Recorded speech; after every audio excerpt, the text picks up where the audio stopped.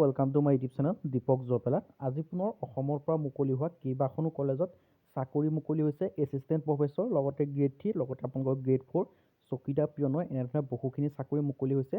কোনকেইখন কলেজৰ পৰা চাকৰিসমূহ আহিছে, লগতে কেনেদৰে আবেদন কৰিব লাগিব, সকলোখিনি কথা এই ভিডিঅ' যোগে আলোচনা কৰা হ'ব। যদি ভিডিঅ'টো ভাল পায়, ভিডিঅ'টো লাইক কৰিব, লগতে চেনেলটো ছাবস্ক্ৰাইব কৰিব। এনেকুৱা ধৰণৰ ভিডিঅ'সমূহ পাই থাকিবৰ বাবে আহক আজি আমি ভিডিঅ'টো আৰম্ভ কৰোঁ। এতিয়া আপোনালোকে দেখিব পাইছে Assam care latest college job information আহি গৈছে।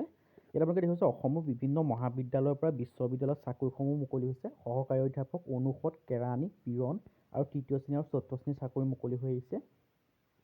ইয়াত আপোনালোকৰ মাল্টিটাস্কিং ষ্টাফ, গ্ৰেড 3 আৰু grade 4, research, lower division clerk, higher division clerk, সকলো ধৰণৰ ভেকেঞ্চি আছে।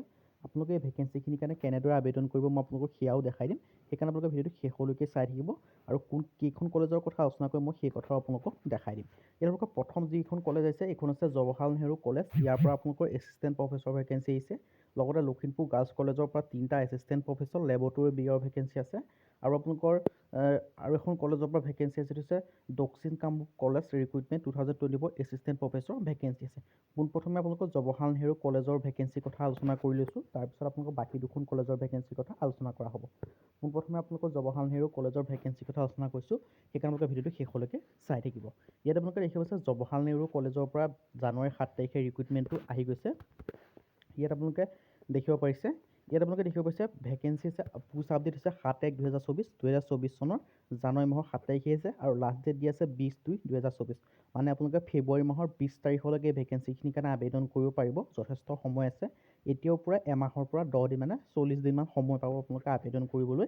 আৰু ইয়াত আপোনালোকে দেখিব পাইছে জৱাহৰলাল নেহৰু কলেজ, বকো, আছাম। ইয়াত এছিষ্টেণ্ট প্ৰফেচৰ ভেকেঞ্চি আছে। আৰু ইয়াত আপোনালোকৰ সহকাৰী অধ্যাপক পদ খালী হৈছে বুলি কৈছে। ইয়াত এটা ভেকেঞ্চি খালী হৈছে। ইয়াৰ কাৰণে আপোনালোকে অফলাইন যোগে আবেদন কৰিব লাগিব। আৰু ইয়াৰ কাৰণে এডুকেশ্যন কোৱালিফিকেশ্যন দিয়া আছে, যিটো আপোনালোকৰ যিটো চৰকাৰী নিয়ম হয় তাৰ মতে আপোনালোকৰ এডুকেশ্যন কোৱালিফিকেশ্যন দিয়া আছে। আৰু এজ লিমিট দিয়া আছে 38 বছৰলৈকে। লগতে আপোনালোকে এজ ৰিলেক্সেশ্যনসমূহ পাব। SC SC 5 বছৰ, OBC 3 বছৰ। আৰু আধাৰ ক্ৰাইটেৰিয়াসমূহ দিয়া আছে, লেংগুৱেজ জানিব লাগিব। লগতে এপ্লিকেশ্যন ফিজ ইয়াত দিব লাগিব 1500 টকা।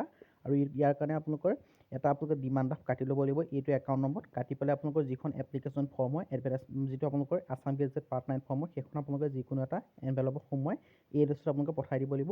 Principal secretary, JN college, Boko, Kamrup, Assam. Pin number এইটো হয়। উইদিন 20 জানুৱাৰীৰ আগত আপোনালোকে পঠাই দিব লাগিব। তাৰ যিটো পিছৰ ভেকেঞ্চি হয়, সেই ভেকেঞ্চিৰ কথা আলোচনা কৰিছোঁ। পিছৰ যিখন কলেজৰ পৰা ভেকেঞ্চিটো ওলাই আহিছে, সেইটো ওলাই আহিছে লখিমপুৰ গাৰ্লছ কলেজৰ ফালৰ পৰা। লখিমপুৰ গাৰ্লছ কলেজত কি ভেকেঞ্চি আছে সেই কথা মই আপোনালোকক জনাই দিছোঁ। ইয়াত আপোনালোকৰ ভেকেঞ্চি আছে এছিষ্টেণ্ট প্ৰফেচৰ, লগতে আপোনালোকৰ গ্ৰেড 4 ভেকেঞ্চি আছে। ইয়াত দেখাই দিছোঁ যে এছিষ্টেণ্ট প্ৰফেচৰ, এইখন নটিচ আহিছে জানুৱাৰী 4 তাৰিখে। ইয়াত আপোনালোকৰ প্ৰথম যিটো ইয়াত লাষ্ট ডেট দিয়া আছে 11/1/2024। মোটামুটি আপোনালোকে 15 দিন, মানে 20 তাৰিখমানলৈকে আবেদন কৰিব পাৰিব। এইটো আপোনালোকৰ অনলাইন এপ্লিকেশ্যন আপোনালোকে নিজেও গৈ দি আহিবগৈ পাৰিব। মই আপোনালোকক জনাই দিম। আপোনালোকক দেখাইছোঁ লখিমপুৰ গাৰ্লছ কলেজৰ পৰা ভেকেঞ্চিটো ওলাই আহিছে। এইটো আছে NRL ৰিক্ৰুইটমেণ্ট ওলাই আহিছে লখিমপুৰ গাৰ্লছ কলেজৰ ফালৰ পৰা। এডুকেশ্যন কোৱালিফিকেশ্যনসমূহ দেখাই দিম।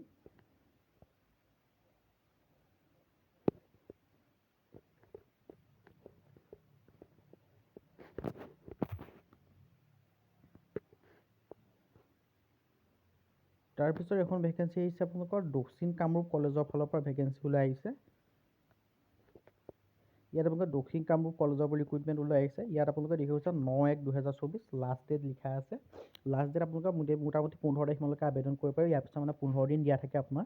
মোটামুটি 24 তাৰিখলৈকে আবেদন কৰিব পাৰিব। ইয়াত আপোনালোকৰ সহকাৰী অধ্যাপকৰ পদ খালী হৈছে। ইয়াৰ কাৰণে ভেকেঞ্চি আছে এটা। আৰু জব টাইটেল লিখিছে আছাম গভৰ্ণমেণ্ট জব। আৰু এপ্লাই মোড আপোনালোকে অফলাইন যোগে আবেদন কৰিব লাগিব। এডুকেশ্যন কোৱালিফিকেশ্যন যিটো আপোনালোকৰ চৰকাৰী নিয়ম হয় তাৰ মতে দিব লাগিব। লগতে ইয়াৰ কাৰণে 1500 টকা এটা ডিমাণ্ড ড্ৰাফ্ট কাটি দিব লাগিব এইটো এড্ৰেছত।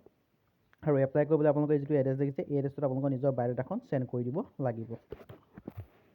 গম পালে?